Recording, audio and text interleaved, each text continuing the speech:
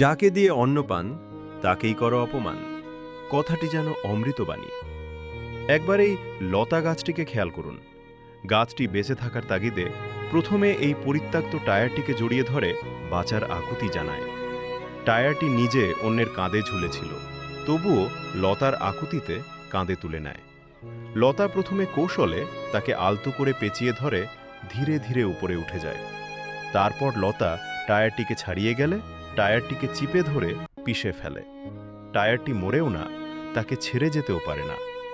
এরপর লতা তার প্রভাব বলয়ে বিশাল কাঠের গাছটিকেও ঢেকে ফেলে, যার ফলে গাছটি সূর্যের আলো না পেয়ে মারা যায়। লতা তখনও তাকে ছাড়ে না। সে মরা গাছটিতে ভর করে পাশের গাছগুলোর দিকে যাত্রা করে।